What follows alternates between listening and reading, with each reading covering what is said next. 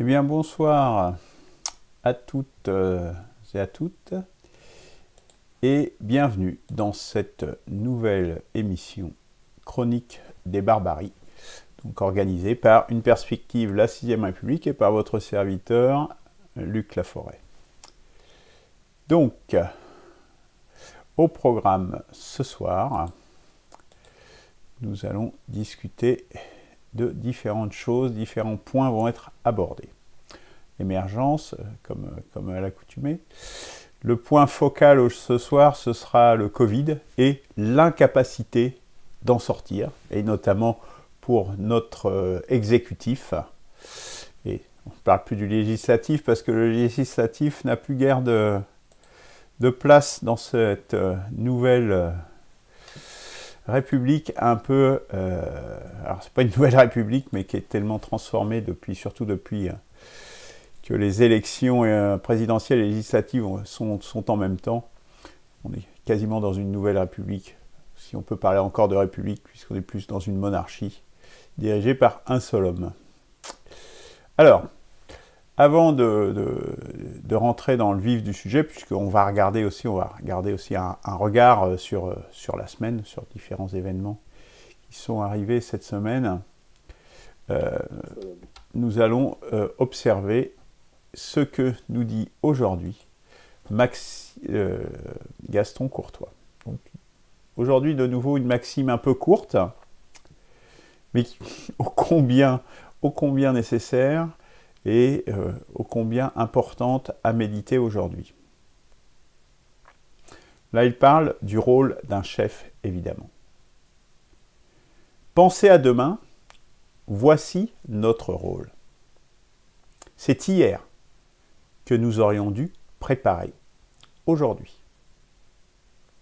Alors évidemment, ça s'applique, on ne peut plus à un chef, parce que gouverner, c'est prévoir. C'est donc prévoir l'avenir, et on va le voir justement dans cette vidéo, justement que ce gouvernement n'est plutôt une administration à la petite semaine, ce qui est une caractéristique fréquente dans le néolibéralisme, en définitive, puisque, en définitive, on essaye toujours de coller au plus tôt, au plus vite.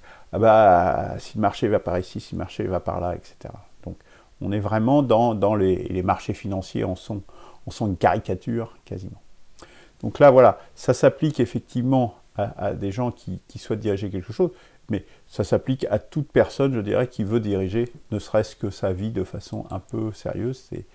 Voilà, le premier, c'est quand même de préparer demain. Et c'était hier qu'il fallait préparer aujourd'hui. Sinon, nous nous trouvons démunis.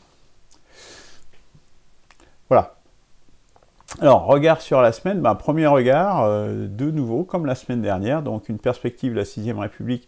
Voilà, on est vraiment rentré dans le nouveau monde, avec l'élection et l'intronisation de Joe Biden. Donc, on est vraiment dans ce monde où il y a la censure qui se... Enfin, on a senti vraiment un décrochage depuis quelques semaines, là, depuis 2 semaines. Et vu que les grands groupes mondiaux sont essentiellement américains, puisque la réalité est ainsi, eh bien, un PCC a de nouveau censuré. Donc ça continue, puisque sur Facebook, on était bloqué pour pouvoir partager nos événements avec d'autres groupes sur les 7 jours derniers. Puis là, c'est de nouveau 6 jours supplémentaires, sans qu'il y ait eu aucune action particulière de notre part, puisque du coup, on n'a pas pu partager de nouvelles choses, puisqu'on était bloqué. Eh bien, on nous a remis 6 jours, comme ça, pour absolument rien du tout. Donc, vous voyez, on est bien dans le domaine de l'arbitraire et un certain ciblage, puisque, effectivement, ça s'applique à une perspective de la 6ème République, et puis sans doute à d'autres. À tout ce qui peut menacer, ou un tant soit peu, l'oligarchie, d'une manière aussi importante ou modeste que ce soit, visiblement. Et puis, il n'y a pas que Facebook, parce que YouTube et Facebook, c'est la même chose. On fait un certain nombre de promotions pour être connus, parce que sinon, évidemment, nous sommes un parti issu de la population, du peuple français. Et donc, nous ne sommes pas installés comme peuvent l'être des partis politiques qui sont en place depuis longtemps. et donc nous faisons un peu de promotion effectivement sur Facebook et YouTube, eh bien nous avons des promotions de vidéos qui sont refusées, parce que bah, justement, elles ne correspondent pas visiblement à ce qu'ils souhaitent diffuser. Donc voilà, on est vraiment dans la censure pure et simple, quoi, hein, par des diffuseurs, donc par des gens qui n'ont, normalement, qui sont des tuyaux, et qui ne devraient pas s'arroger ce genre de droit. Et en plus, je dirais, fût-ce même un État, à mon sens, c'est bien une des évolutions de la 6ème République, la liberté d'expression devra être totale, sauf, bien évidemment, pour les idéologies qui sont prohibées. Bon, on pense au nazisme, à l'esclavagisme, à des choses comme ça, évidemment. Voilà. Mais au-delà de ça, les gens ont le droit de s'exprimer. Et puis les gens qui écoutent, qui entendent les discours, ben, ils feront la part des choses, hein. C'est quand même la moindre des choses. Eh bien, on est dans un monde de plus en plus fermé et de plus en plus contrôlé, qui plus est par des entreprises qui ne sont même pas du territoire national, qui ne sont même pas françaises. Ni Facebook ni YouTube ne sont français. On verra qu'il n'y a plus grand-chose de français, malheureusement, avec cette oligarchie qui nous amène justement dans un monde mondialisé où notre peuple et notre identité est niée chaque jour un peu plus. Alors, voilà, bah c'est Big Brother. Big Brother is watching you. Et puis là, j'ai mis aussi j'ai mis la traduction, puis y compris des petits caractères. Donc c'est une affiche de Big Brother de 1984 d'Orwell, évidemment. Donc j'ai traduit. Donc grand frère vous regarde. Bon, ça c'est ce qui est marqué en gros. Mais après c'est, écoutez bien, c'est intéressant parce qu'il y a des gens qui disent ça. Moi j'ai déjà entendu, mais on voit bien que ça va très loin. Il n'y a rien à craindre si vous n'avez rien à cacher. Vous n'avez jamais entendu des gens, mais moi j'ai rien à cacher, etc. Vous n'avez rien à cacher jusqu'au jour où on vous dit, bah là, vous voyez, vous ne pouvez pas vous exprimer comme vous voulez. Donc là, du coup, Big Brother, bah, c'est lui qui détermine en fait si vous avez quelque chose à cacher ou pas.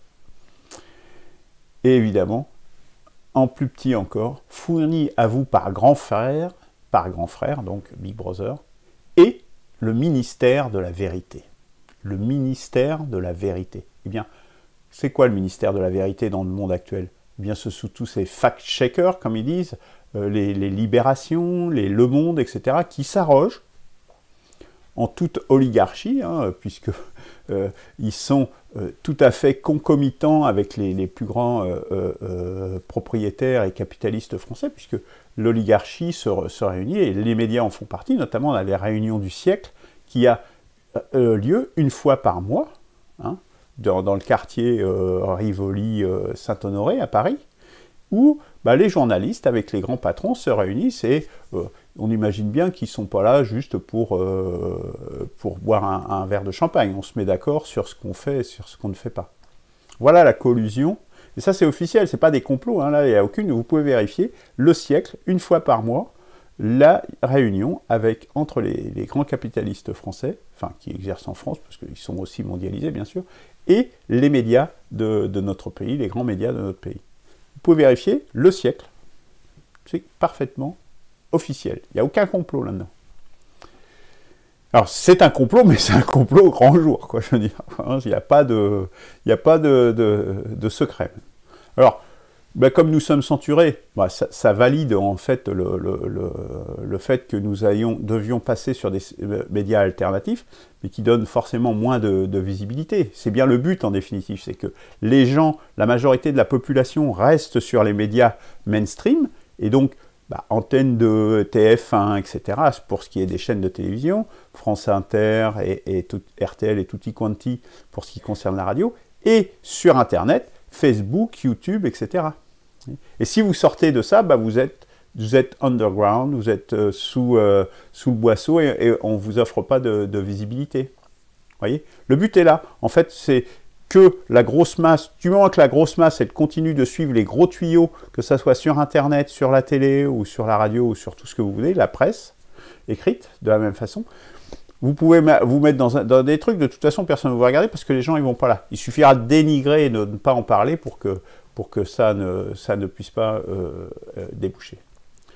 C'est ce qu'ils appellent la démocratie. Donc, passage sous d'autres médias, en premier lieu sur le site 1p6r.org, hein, ça c'est vraiment important. Sur Odyssée aussi pour ce qui concerne les vidéos. Et pour ce qui est Facebook et Twitter, je vous invite vraiment à vous mettre sur Telegram, puisqu'on a un canal où là, on peut échanger de façon complètement libre, puisque à l'origine, ce sont des gens qui étaient en Russie, et qui étaient plutôt opposants à Vladimir Poutine, et qui ont mis ça en place. Donc on peut penser que c'est quand même quelque chose d'assez fiable. Et puis, 1p6r a prévu ça depuis longtemps, puisque nous savons que nous aurons besoin de pouvoir communiquer de façon totalement sécurisée. C'est pour ça que le logiciel Crypt a été édité, qui est une propriété de ma société eCompanion Software, donc on est sûr de ce qu'il y a dedans. Voilà, donc ça c'est important, voilà, nous en sommes aujourd'hui. Et le lien Odyssée est mis en haut, dans la barre en haut en orange. Voilà pour cette premier regard sur la semaine. Alors pédophilie, un autre, on en a parlé la semaine dernière un petit peu, mais cette semaine il y a de nouveau des choses. Bon, là c'est une loi qui est adoptée uniquement par le Sénat. Bon, a priori, on ne sait pas quel va être son parcours, mais elle a été malgré tout adoptée par le Sénat. Elle introduit quand même quelque chose d'assez bizarre. Parce que notamment, il y un maître d'Arembarch qui dit, à propos de cette loi, donc qui n'est pas encore passée à l'Assemblée nationale, je crois, mais elle a été adoptée au Sénat, et qui, donc l'avocat en question dit « Pourquoi ce texte crée polémique ?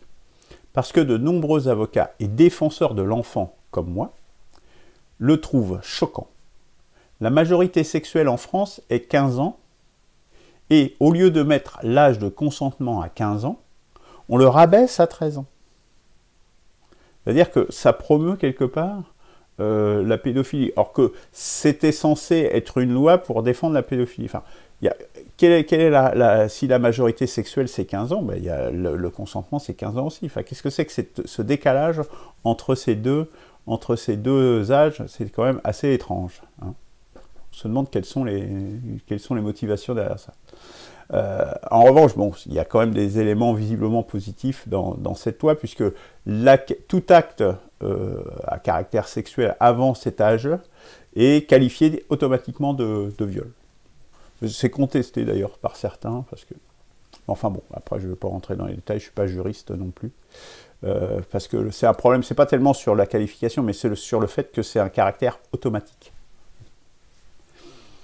Il y en a qui contestent ça. Bon là, je ne suis pas suffisamment expert en droit pour savoir la subtilité de différence entre inceste, viol, etc. Bon, je ne suis pas sûr que ça se fasse une grosse différence, mais bon. Voilà. Or que l'âge de majorité ou de consentement, on voit bien tout de suite l'impact. Mais on en reparlera parce que, notamment dans la dimension spiritualité, ça fait partie des choses, parce que on va essayer certainement de réintroduire des cérémonies de passage qui sont importantes, parce que on voit bien qu'aujourd'hui, on a un problème, un déficit de cérémonies de passage d'un âge à un autre, de l'âge de raison, de la naissance, de l'âge de raison, de l'entrée dans l'âge adulte, où est-ce qu'on se retrouve donc avec des gens qui sont des adolescents, hein, donc des gens qui ont jusqu'à 40 ans, voire 50 ans, ils sont toujours adolescents dans leur tête. Donc ces cérémonies de passage qui existent depuis la nuit des temps quand même, dans beaucoup de civilisations, hein, eh bien elles ont disparu complètement. Avant, le service militaire par exemple jouait un peu ce rôle-là aussi, hein, pour les hommes tout du moins. Eh bien tout ça a disparu. Bien, dans le volet spiritualité du manifeste émergence, qui est en cours de rédaction, on va réintroduire ce genre de choses, et eh bien, une majorité également sexuelle, ça va avec, hein, je dirais. Ça fait partie de ces bornes qu'on doit avoir dans la vie, qui donnent des repères aux êtres humains, et aux enfants en particulier, qui en ont besoin. Alors, autre sujet qui là est un petit peu différent, évidemment. Donc là, c'est Madame Fadela Benarabia qui a démissionné le 6 janvier de son poste de préfet de l'Eure-et-Loir pour des raisons personnelles. Donc c'est une préfet qui était donc du département. Et donc, mais on va voir dans quelles circonstances, et c'est assez un peu révélateur, je dirais, bon, de la situation dans laquelle on est, ceux qui s'appellent des élites se trouvent et ce vers quoi malheureusement les gens qui nous donnent des leçons comme le préfet Lallemand, qui c'est de même nature que cette dame, disent que nous ne sommes pas du même monde. Rappelez cette intervention par rapport à une gilet jaune, une femme gilet jaune. Alors pourquoi est-ce qu'elle a démissionné? Il y a son compagnon qui était alcoolisé au volant d'une voiture de la préfecture, donc alcoolisé au volant de la préfecture, donc du préfecture du 28, donc de l'Eure-et-Loire, qui avait été interpellé après un accident de la circulation en région parisienne et une course-poursuite. C'est-à-dire qu'il était avec une voiture de la préfecture, il a été poursuivi par la police du 92, des Hauts-de-Seine, et après il a été arrêté, et il a fini par être arrêté, et donc c'est le compagnon de la préfète. Donc c'est quand même... c'est troublant. Enfin, vous voyez, bah, c'est pas la préfète qui est en cause, moi. Ça l'a quand même poussé à démissionner, puisque c'est vrai que ça fait quand même un peu désordre. Donc, elle a déclaré quand même qu'elle prendra en charge les dégâts occasionnés au matériel, puisque c'était une voiture de la préfecture de l'Eure-et-Loire. Donc bon, on peut dire qu'elle a fait ce qu'il fallait, mais quelque part, c'est révélateur d'un état, d'une perte de... On attend autre chose, si vous voulez, de gens qui sont... surtout de la police, hein, c'est la préfecture de police. C'est comme si, je dis, hein, j'ai fait déjà des vidéos sur les gangs, c'est comme si en fait la police devenait un gang comme un autre. Vous voyez, c'est des comportements bizarres. Parce qu'à la limite, bon, il a fait une bêtise après la voiture, bon, c'est déjà pas terrible, mais il prend la voiture de la préfecture pour aller dans les Hauts-de-Seine, etc. Mais c'est la course-poursuite. Course-poursuite. C'est un refus d'obtempérer, vous voyez. Ça va loin, quoi. C'est-à-dire, c'est...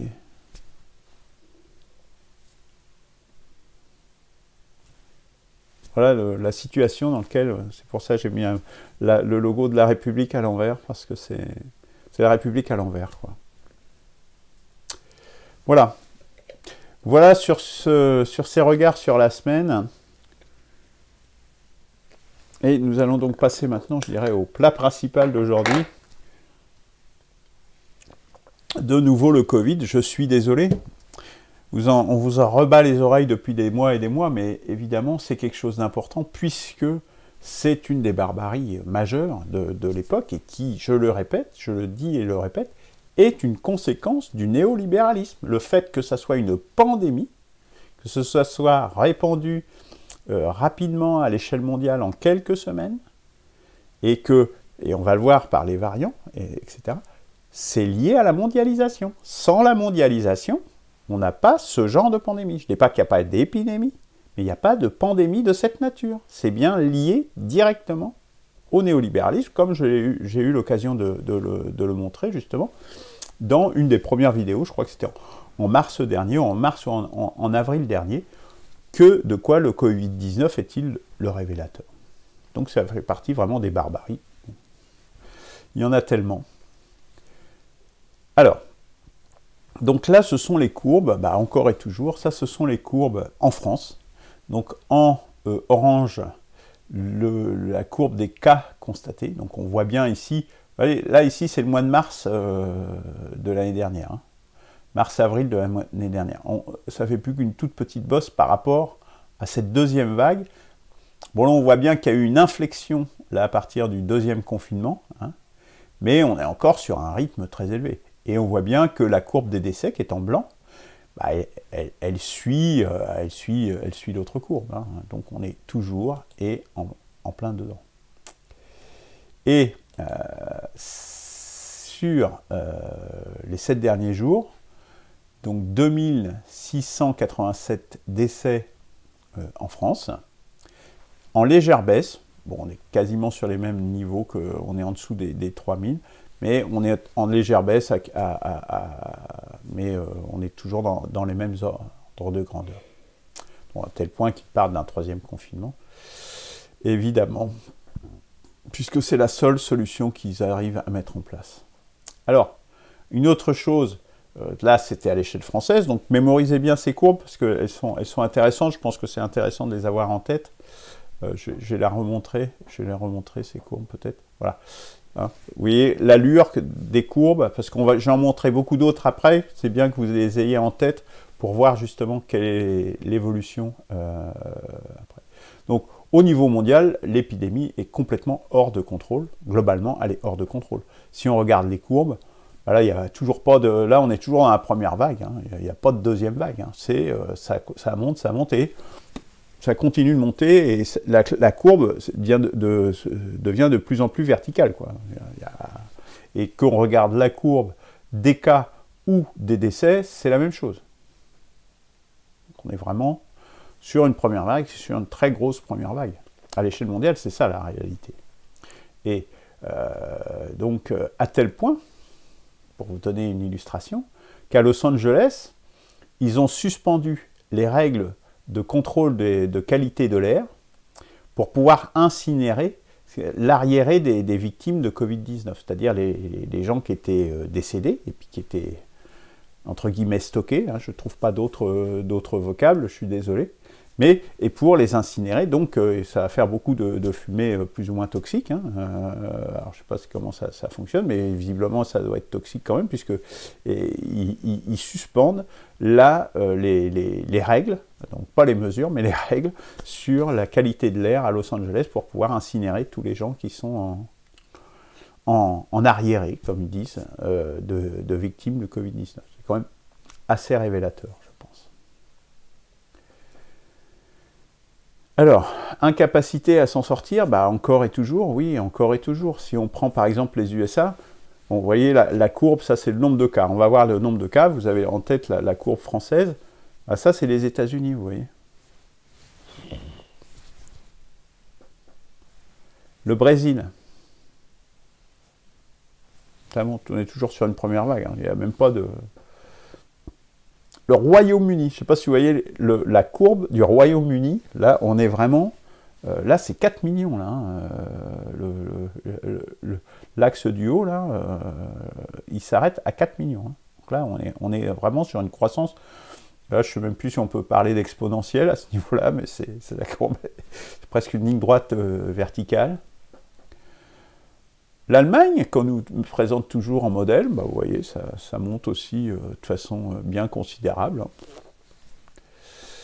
Ils n'ont pas réussi à casser la deuxième remontée. La Russie, où est-ce que, bah, au début, ils ne s'en sont pas trop mal tirés, puis là, visiblement, depuis le mois de septembre, octobre, là, ils ont perdu le contrôle. Donc voilà. Et la Suède, dont on nous a tellement rebattu les oreilles sur leur modèle, etc. Vous voyez l'allure de la courbe, voilà, elle montre bien aussi. Donc ce modèle, je dirais que c'est pas forcément un modèle. Déjà, ils ont eu beaucoup de victimes, hein, initialement lors de la toute première vague. Ils ont pris aucune mesure. Et là, bah là, on voit que ça part complètement. Pareil, c'est plus du tout sous contrôle. En gros, on laisse faire. Mais le fait qu'on laisse faire, ça a quand même des conséquences, puisque du coup, on a un réservoir. Le réservoir, c'est le nombre de gens qui ont le virus en eux. On a un réservoir qui est gigantesque. Et ça fait partie justement du fait que c'est une pandémie, que c'est lié à la mondialisation, puisque les gens circulent partout, tous les marchandises et les personnes circulent tout le temps partout. Enfin, moi, je vais vous dire, j'étais au travail, il y avait une femme, elle venait, enfin, pour faire, les gens qui font de l'informatique sauront ce que ça veut dire, Scrum Master, elle venait d'Allemagne. Ça n'a aucun sens. Scrum Master, vous en trouvez des centaines en France. Il y en a un autre qui faisait des tests. Il venait de Londres, il venait d'Angleterre, pour venir travailler à Tours. Ça n'a aucun sens. Voilà le monde dans lequel on est aujourd'hui, des gens qui circulent, et puis, sans compter pour les dépenses d'énergie, etc. On est vraiment dans un délire absolu. Et ça, le Covid, c'est un résultat direct de cette politique. Et donc, on a un réservoir immense de cas, maintenant, Et donc, bah, le virus, qu'est-ce qu'il fait? Plus il a un grand réservoir, plus il est dans plein de corps, hein, bah, plus il peut muter, évidemment. Moins il a, plus il a une extension grande, moins il peut muter. Plus il a une grande extension, plus il va muter. Donc on voit tous ces variants dont on parle. Et il y a ceux qu'on parle et il y a ceux qu'on ne connaît sans doute pas, parce que lui, il ne s'arrête pas, il n'attend pas qu'on le vérifie pour muter. Et qui continueront? Donc, là, ils disent les vaccins sont efficaces, etc. Bon, voilà, mais bon, jusqu'à quand, etc. Il y a un tel réservoir que bah, tout est possible. C'est un peu comme le virus de la grippe. Si vous voulez, le virus de la grippe, il mute sans cesse et il faut un nouveau vaccin tous les ans. Et même le vaccin que vous avez en début de saison au mois de septembre, eh ben, c'est pas sûr qu'au septembre-octobre, c'est pas sûr qu'il marche encore très bien en février-mars. Vous voyez, même en janvier. Ça, c'est pour le virus de la grippe. Alors, je vous explique pas là, quoi. On va être dans le même truc, sauf qu'on a un niveau de mortalité qui est bien plus élevé. Et on va en parler, mais là j'ai fait une petite estimation. En France, si on restait au rythme actuel, en faisant quelques hypothèses conservatrices, je dirais, eh bien au rythme actuel, si on fait juste des multiplications en prenant des marges quand même, voilà, pour être assez réaliste, ça nous amène quand même à 570 000 morts. C'est avec les chiffres tels qu'on a aujourd'hui, hein, le réalisé, je dirais. 570 000 morts, si on laisse le truc faire et qu'on continue de cette façon-là. 570 000 morts.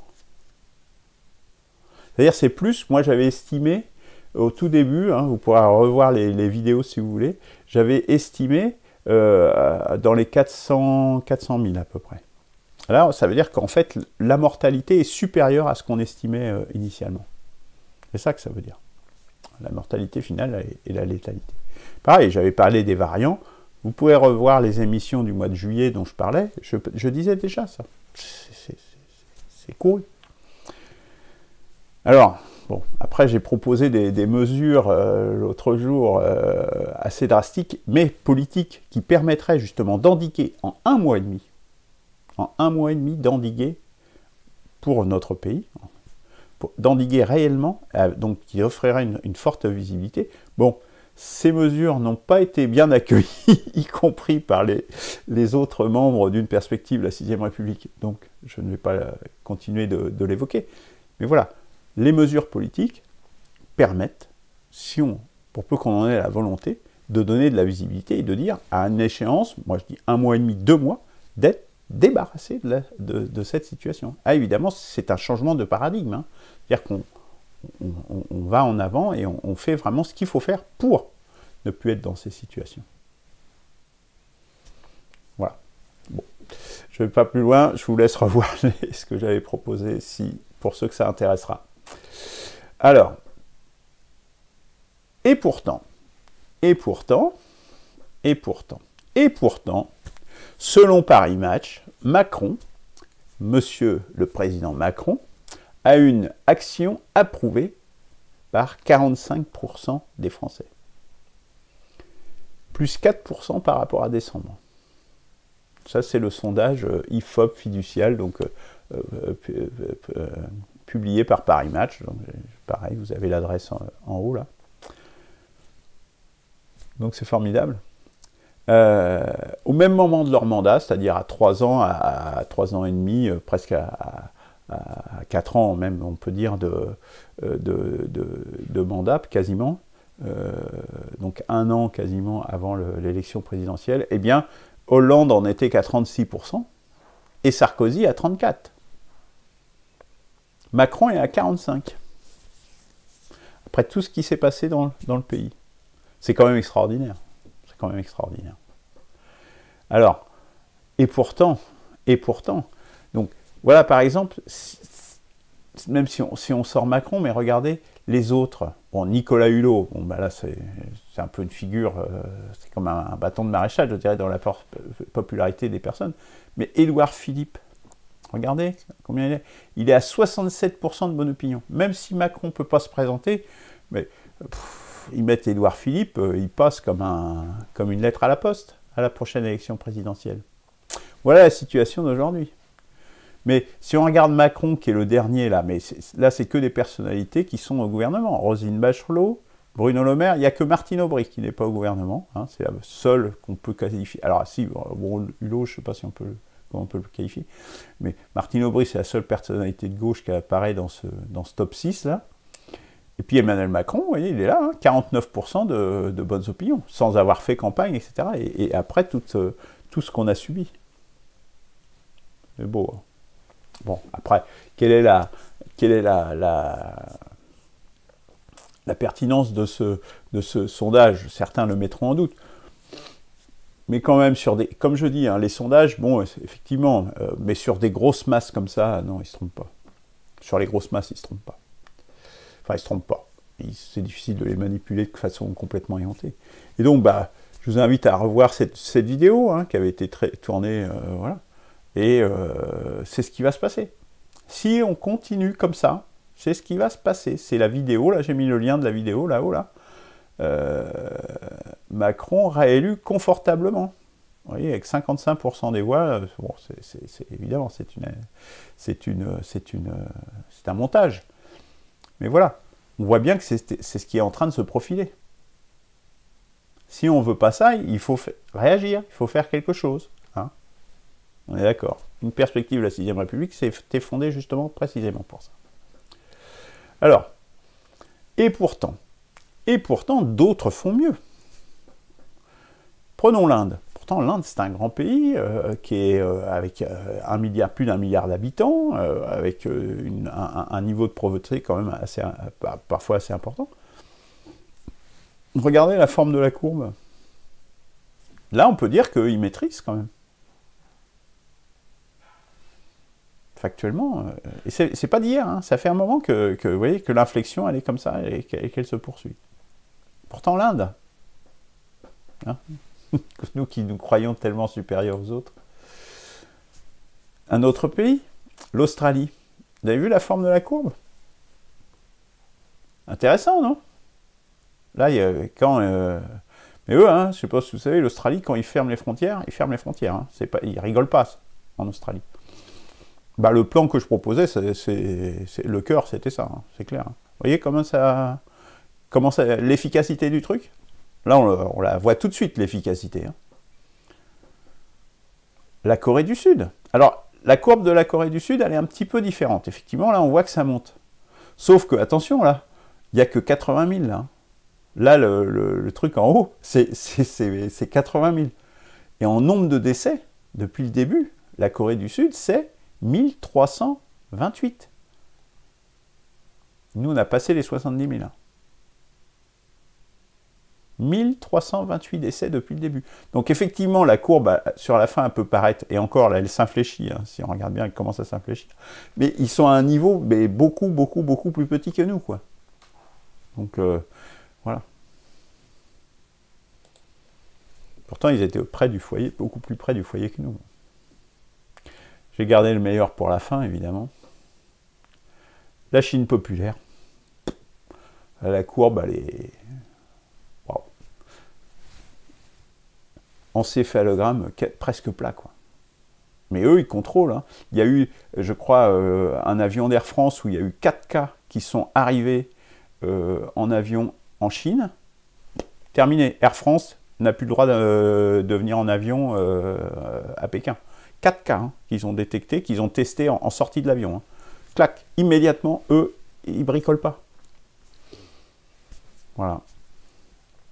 La fermeture des frontières, faire des îlots isolés justement, pour justement, c'est divisé pour régner tout simplement, hein, c'est vieux comme le monde, c'est divisé pour régner, vous faites des îlots indépendants, relativement indépendants, bien, pour les virus, mais pour tout, mais même dans l'économie, dans tous les domaines, c'est des choses, c'est pour ça que les États-nations, ils sont pas dépassés du tout. Ils montrent là justement leur pertinence et leur efficacité.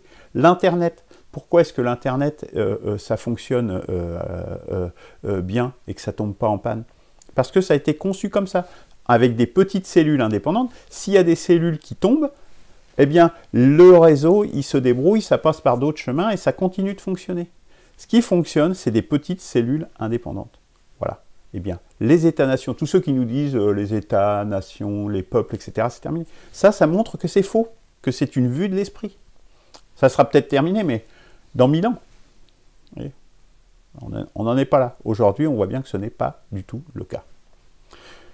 Sans compter les conséquences économiques, on voit bien sur les masques, etc., les approvisionnements, les problèmes que ça pose. Surtout avec les politiques de flux tendus, de sans stock, etc., etc. Donc d'autres font mieux que notre gouvernement, et très largement. Et très largement. La Chine populaire, ils ont eu une croissance de 1,5% en 2020. En 2020. Nous, on est à moins 8. Enfin, on ne sait pas encore exactement le chiffre, mais c'est les estimations, c'est moins 8. Voilà le réel. Et pourtant, des échecs à la chaîne. Les masques, pas de masques. Alors, avec les masques inutiles, après obligatoires. Et puis maintenant, on nous dit, ah bah les masques en tissu, voilà, alors que, bon, cacophonie totale. Alors qu'on sait que les seuls qui sont efficaces dans les deux sens, ce sont les FFP2. Hein, et ça, on le sait depuis le début. Hein. Vous pouvez remonter, il y a des gens qui en parlaient, je ne dis pas qui, mais voilà, il y a des gens qui en parlaient en janvier dernier, hein, janvier 2020. Les tests de dépistage, bah, qui sont faits au compte-gouttes, qui sont faits plus ou moins... parce que c'est pas comme ça que vous pouvez faire. La Chine, vous voyez, l'exemple que je citais sur l'avion d'Air France qui est arrivé avec... Bah, si vous ne testez pas tous les gens qui arrivent, bah, évidemment que ça ne peut pas marcher. La France, bah, justement, n'a jamais fait cette politique de fermeture des frontières, toujours dans cette guidée par cette idéologie de mondialisation, de tout marché, tout ouvert, tout le temps. Voilà, c'est ça, c'est vraiment une démarche idéologique. C'est purement idéologique. Et là, c'est juste très récemment qu'ils font des tests, là c'est depuis là maintenant, hier ou aujourd'hui, qu'ils font des tests des arrivants des autres pays de l'Union européenne. Vous avez vu la courbe de l'Angleterre quand même. Hein, enfin, et puis de l'Allemagne. L'Allemagne, ça fait partie. Il y en a d'autres, hein, j'aurais pu montrer l'Espagne, l'Italie, etc. Hein. Les courbes, elles sont à la verticale hein, aussi. Hein. Et, ah bah non, là, quand même, ah ouais, on va quand même tester les gens qui viennent de... Mais toujours pareil, dans cette idéologie européiste, mondialiste, tout ouvert, tout marché. Et bien ça ne marche pas, la preuve. Et on le sait depuis longtemps en plus, mais bon, bref. Hein, depuis la crise de 1929, on sait que ça ne marche pas. Mais nos libéraux qui nous gouvernent, néolibéraux, eh bien, c'est des idéologues, ce sont des idéologues. Ils veulent faire un homme nouveau, et cet homme nouveau, bah, il peine à arriver. Hein. En tout cas, il y en a beaucoup qui en meurent. Le fait est. Un pilotage à vue, on voit bien. Hein. Ah là, on va avoir une mesure. Ah bon, bah alors on va faire ci, on va faire ça. C'est quoi? C'est-à-dire, on suit, comme les girouettes, on suit le sens du vent. C'est un pilotage complètement à vue, à la petite semaine. Voilà. C'est quoi cette politique? Voilà ces gens, ce quadrilatère, avec en plus avec leur comité de pilotage, je ne sais plus comment ils l'appellent, comité Théodule, qui serait unique à l'Élysée, c'est-à-dire complètement sorti du processus démocratique. Est-ce que l'état d'urgence, est-ce qu'on a demandé l'avis aux Français? Est-ce qu'il y a eu un référendum? Rien du tout. Quelle légitimité? Bien faible, bien faible. Et là, ils voulaient reconduire ça jusqu'à vitam aeternam. C'est reconduit jusqu'à... enfin, c'est en cours d'être reconduit jusqu'au mois de juin. Et ils ont reculé parce que ça a quand même un petit peu braillé, quoi. Et leur stratégie, en fait, tout repose sur les vaccins. Hein. Je ne sais pas si vous voyez, mais toute leur stratégie, elle repose que là-dessus. Imaginez que les vaccins, il y a un problème. On ne sait pas, on n'a pas beaucoup de recul sur l'ARN messager, les vaccins à ARN messager, quand même. Imaginez qu'il y a un problème. Je ne sais pas, je ne le souhaite pas, hein. Mais ça peut arriver, quoi. Et avec toutes les variations, les variants qu'il y a, bah, que ça ne marche plus. Voilà, on repart, on remet 100 balles dans le Lorrain et puis on repart pour un an. Toute la stratégie repose sur une tête d'aiguille. Et c'est des trucs techniques, je dirais. Hein. Moi, la solution que je proposais, elle est politique. Après, ça ne veut pas dire qu'il ne faut pas des vaccins, etc. Mais au moins, ça vous laisse le temps de mettre en place les choses. Et par des mesures politiques, vous arrivez à maîtriser la situation. Et vous n'êtes plus en pilotage à vue, vous n'êtes plus dans un pilotage à la petite saucisse. C'est ça de voir à long terme, c'est ça d'avoir une vue, une vision.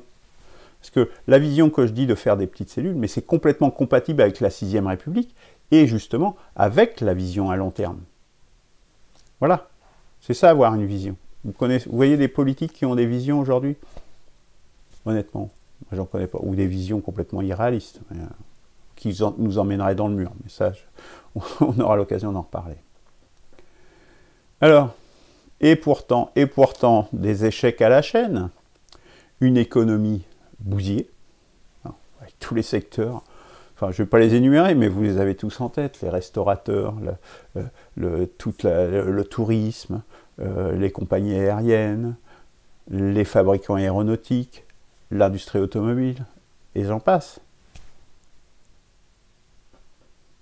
Des libertés bafouées, parce quand on est confiné, couvre-feu, toutes ces choses-là, c'est des atteintes aux libertés permanentes. Donc, et du coup, et aussi une police qui devient un État policier qui se met en place avec toutes les lois sécurité globale, etc., etc. Et aussi une mentalité qui s'instille. Et c'est pour ça que ça fait un petit peu écho aussi à cette préfet d'Eure-et-Loire avec la maison de Venture qui lui est arrivée. C'est-à-dire qu'on a l'impression que ces gens-là, ils se considèrent au-dessus des lois. Vous voyez, c'est pas si anodin que ça. Tout ça est lié, tout ça est connecté. Des vies machoquées, des vies sinistrées aussi. Quelqu'un qui a essayé de faire son restaurant ou des choses comme ça, et qui a mis toutes ses économies et tout, et qui ne peut pas ouvrir, qui est fermé pendant 1 an. C'est une catastrophe, c'était un projet de vie. Les étudiants avec ces vies machoquées, puisqu'ils débutent dans la vie et ils sont dans une prison. Et dans une prison planétaire. C'est-à-dire, oui, mais où vous allez avoir des confinements, des machins, des trucs comme ça. Des masques sur le visage. Dans les années 70, quand j'avais 20 ans, 80, quand j'avais 20 ans, il y avait, vous savez, avec les masques à gaz, là, c'était presque ironique quand on voyait ça. Maintenant, tout le monde a des masques dans la rue. Voilà la barbarie. Voilà le monde dans lequel on va. Une perte de sociabilité, évidemment. Bon. Pareil, sur chaque sujet, sur chaque ligne, on pourrait en faire... mais voilà, tout ça, c'est des faits, c'est du réel. Voilà, c'est une incapacité à s'en sortir. Des échecs en chaîne. Plus de vie culturelle non plus. Et malgré tout, Macron a quand même 45% d'opinion positive. Et la vaccination. Ah, dernier truc, cerise sur le gâteau. Bon, la réalité, c'est quoi? Depuis le début, pourquoi est-ce que Véran, il avait le pied sur le frein et le frein à main serré? Parce qu'il savait très bien qu'il n'y avait pas assez de doses en France pour vacciner. Donc, ils ont essayé de cacher ça. Et Macron, il a dit « Oh non, il faut accélérer et tout ». Je vois très bien la réunion, il s'était fait engueuler, je crois, comment il s'appelle, Véran, par Macron.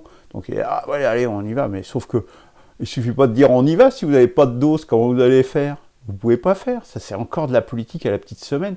Des gens qui disent « Ah ouais, on a qu'à aller comme ça, tout droit, comme des fous, et puis ça va aller ». Ben non, ça ne marche pas comme ça. La réalité, c'est pas ça.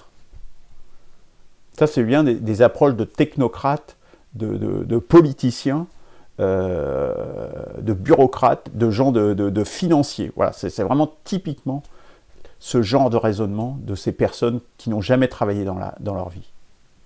Quand on a travaillé dans sa vie, on sait très bien que les choses ne se font pas simplement et facilement comme ça, malheureusement. Non, ça serait trop facile. Eh ben non. Il y a un mur, on a l'impression qu'ils ont envie de... Allez, on rentre dedans à fond. Alors, autre chose importante, c'est pas de vaccin français. La France est déclassée, c'est le seul membre du Conseil de sécurité qui n'a pas été en mesure de produire un vaccin. Les Anglais en ont un. Les Allemands aussi, qui ne sont pas au Conseil de sécurité, hein, sont associés avec des Américains. Mais les Anglais, pourquoi est-ce qu'ils peuvent vacciner de façon si importante, c'est parce que justement, ils produisent leurs vaccins eux-mêmes. Vous voyez? Je rappelle, hein, ils sont sortis de l'Europe, Brexit, c'était 31 décembre. Quand on a une indépendance, quand on a une volonté nationale de faire quelque chose, ben on peut faire des choses. Mais c'est aussi une question de volonté. C'est ce qui caractérise l'homme, la motivation. Hein, c'est une des caractéristiques essentielles de l'homme, c'est justement cette motivation, cette volonté. On y reviendra dans d'autres ouvrages, mais c'est vraiment une chose importante qui distingue l'homme. La volonté, la motivation. Et bien voilà. Nous avons perdu toute volonté, toute velléité de défendre ce que nous sommes, tout simplement, et nous en payons les conséquences. Et le fiasco du vaccin français, justement, c'est dû au dépérissement total de l'industrie française. C'est pas moi qui le dis, c'est Jean-Pierre Gérard, président du club des numéros 1 mondiaux français à l'export. Ça veut dire quoi? Et donc là, c'est un article paru sur Spoutnik, j'ai mis l'adresse là-haut, donc c'est une interview, il n'y a pas que lui qui a interviewé, mais notamment lui. Bon, on a quelqu'un qui est dans l'export, quand même, il s'y connaît un petit peu quand même, non? Dans ces domaines. Nous assistons au dépérissement total de l'industrie française, forcément avec le tout ouvert, tout fermé. Si vous êtes face à des Allemands, à des Américains, qui ont des puissances financières, qui contrôlent le dollar, mais on est mort. C'est évident. Si vous laissez ouvert tout le temps, mais on est mort. Ça n'a juste aucun sens. Les gens qui font ça avec l'euro, l'ouverture des frontières avec l'Europe, et avec les accords du GATT et tous ces accords TAFTA et compagnie, mais c'est sûr qu'à long terme, on est mort. Parce que d'autres meilleurs ou plus puissants que nous vont nous écraser. Tout simplement. Si vous mettez, ça ne veut pas dire qu'il ne faut pas faire de commerce mondial, mais il faut le protéger un minimum. Sinon, vous êtes mort, c'est tout. Et c'est ce qui est en train de se passer en ce moment. Ils sont en train de tuer la France. Ces 4 bonhommes-là, et leurs prédécesseurs, sont en train de tuer la France. Explicitement. Hein. En plus, et c'est une démarche volontaire. Hein. C'est une démarche parfaitement volontaire. Je vous renvoie à ce que je parlais la semaine dernière, ou il y a 2 semaines, sur l'Alsace. Hein. Hein, avec cette communauté d'Alsace européenne. Un truc qui n'existe pas. C'est vraiment le démantèlement, le saucissonnage du territoire français pour le déléguer et en faire un truc européen. En clair, c'est le filet aux Allemands. Hein. Ce que Hitler a tenté de faire. Hein, parce qu'on fait souvent passer Hitler pour un fou, mais le projet d'Hitler, c'était de faire l'Europe telle qu'ils sont en train de la faire là. Hein. D'ailleurs, il y a beaucoup de gens qui étaient à l'origine de l'Europe, qui étaient aussi des collabos pendant la Deuxième Guerre mondiale. Hein. Ça, on ne vous le dit pas souvent. Ça sera peut-être intéressant d'ailleurs de faire une émission là-dessus un de ces jours, pour voir tous ceux qui traitent les gens d'extrême droite, ou ce genre de trucs, ou d'extrême de je ne sais quoi, de voir l'origine et l'origine de leur mouvement politique, et qui collaborait et qui collaborait pas. Ceux qui collaboraient pas, c'était les gaullistes et les communistes. Voilà, ceux qui ont fait la résistance en France, c'était ça. Et il y avait quelques gens d'extrême gauche aussi, et quelques gens d'extrême droite. Voilà. Mais au centre, tous ceux qui étaient au centre, ils étaient où, à votre avis? C'est QFD. Alors, on voit quand même qu'il y a quand même une chose quand même un peu catastrophique, on peut dire, c'est que face à cette situation, quand les Français sortiront-ils de leur léthargie? Puisqu'on voit les sondages, bon, même s'ils sont manipulés, il y a quand même une temps, vous l'avez entendu, moi je l'entends, Macron, ils n'ont quand même pas eu de chance, ils s'en sortent pas si mal que ça, etc. Écoutez bien autour de vous, vous entendez ça. Donc c'est une réalité.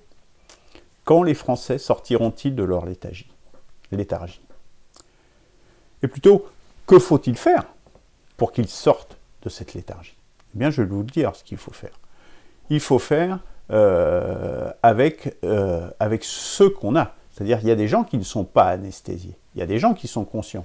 Vous en avez un devant vous, mais je ne suis pas seul. Et il y a plein d'autres personnes, même qui ne sont pas du courant impécisseur, qui sont quand même conscients et qui ne sont pas anesthésiés et qui voient bien où on va. Hein. Il y en a à droite, il y en a à gauche. Hein. On retrouve les mêmes que ce que je viens de dire d'ailleurs. Hein. C'est justement la proposition d'un PCCR, c'est de les unifier pour sortir de cette situation, pour orienter vers une autre trajectoire. Donc, les gens ne sont pas anesthésiés. Et ces gens-là, c'est sur ces gens-là qu'il faut s'appuyer.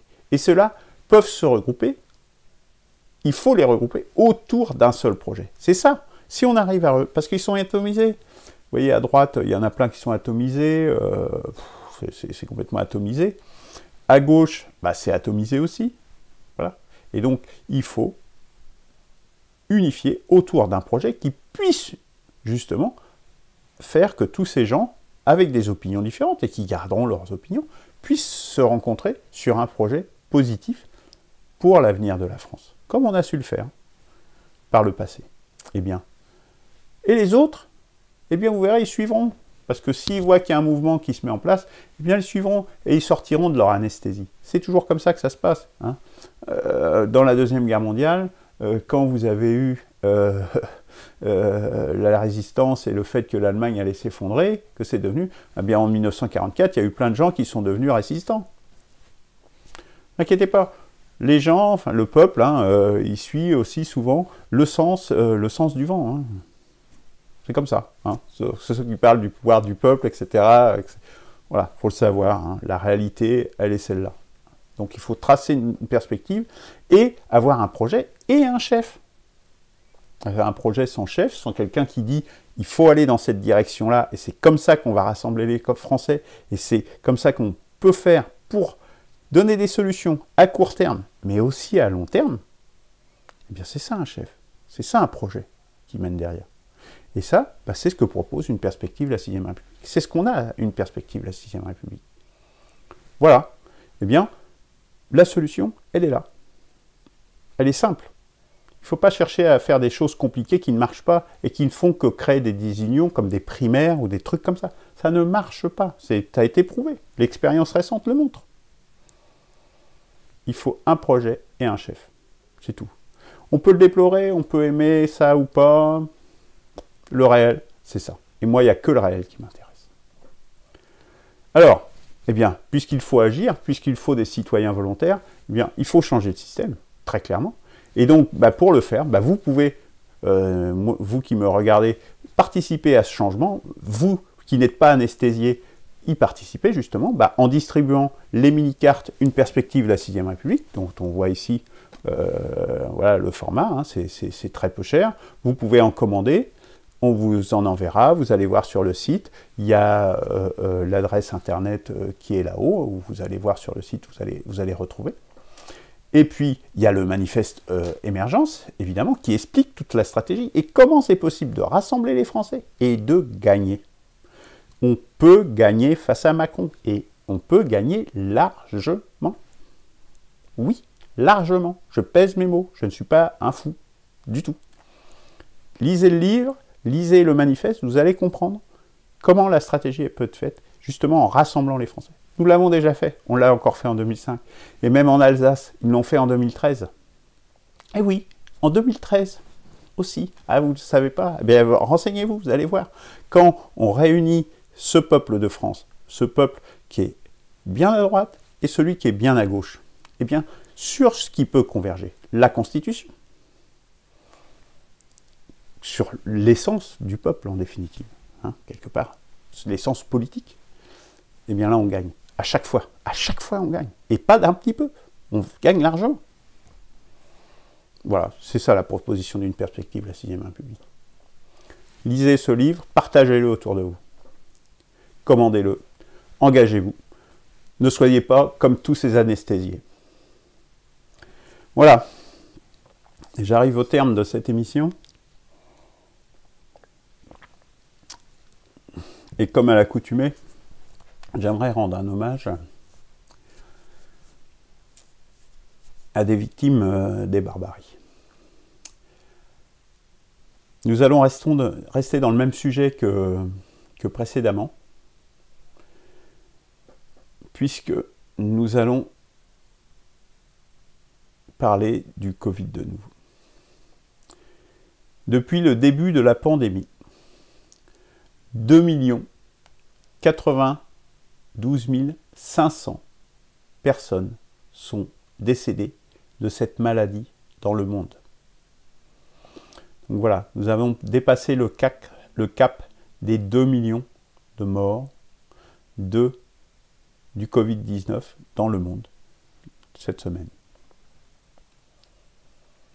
En France, le nombre de décès attribués au Covid-19 s'élève à 72 139.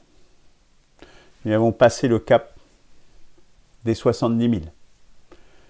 Je rappelle, la grippe, c'est à peu près 10 000 personnes décédées en un an en France, en année moyenne.